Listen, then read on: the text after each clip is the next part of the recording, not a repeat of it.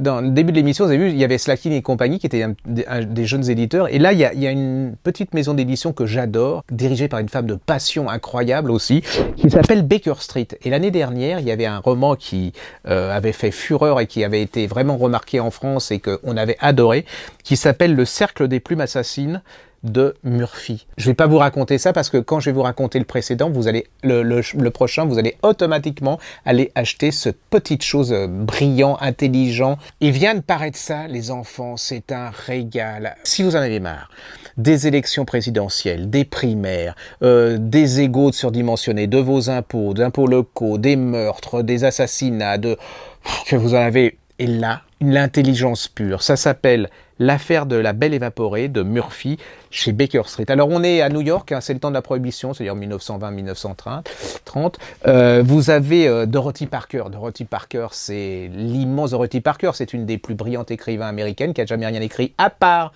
des nouvelles qui sont, pour moi, un des sommets des nouvelles américaines et anglo-saxonnes.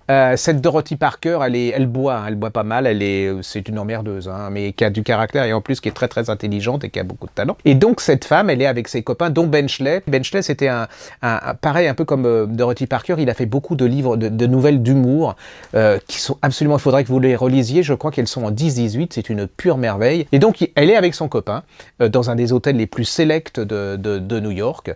On est au temps de la Prohibition, hein, donc on est censé ne pas boire, je vous dis bien, on est censé ne pas boire. Et là, pour le premier de l'an, il y a Douglas Fairbanks qui organise une immense fiesta comme on faisait à l'époque, les années folles. Nous à côté on est des petits rigolos, hein, petits moyens, petits tout, là c'était énorme. Il commence à s'amuser, tout se passe bien, et là, problème, il y a un des invités qui est le docteur, et il annonce qu'il y a un cas de scarlatine, je crois, ou quelque chose, de variole, pire, de variole dans l'hôtel, et que l'hôtel, plus personne ne peut sortir de cet hôtel. Vient se greffer là-dessus le truc, la cerise sur le gâteau, Bibi Biblo, qui est une quand même célèbre starlette de ces années-là, qui est retrouvée morte dans sa baignoire. Mais alors, bon, elle n'est pas morte dans de l'eau, hein, elle est morte dans du champagne, les enfants. Et là va commencer une enquête, alors absolument extraordinaire. Et qui est avec la célèbre Dorothy Parker pour l'aider ? Eh ben, monsieur Sherlock Holmes. C'est intelligent, c'est brillant, c'est rempli d'humour, c'est cruel. Ça parle d'alcool, d'ambition, de faux cul. Vous êtes bien, vous dites qu'il y a des gens intelligents et brillants, qu'il y a des gens qui ont du talent, c'est sophistiqué, c'est léger, c'est pétillant comme une goule de champagne, ça a du goût comme un bon Bordeaux, et puis c'est léger comme du bon vin blanc. Voilà, si après ça vous l'achetez pas. Donc, vous achetez L'affaire de la Belle Évaporée chez Baker Street de Murphy.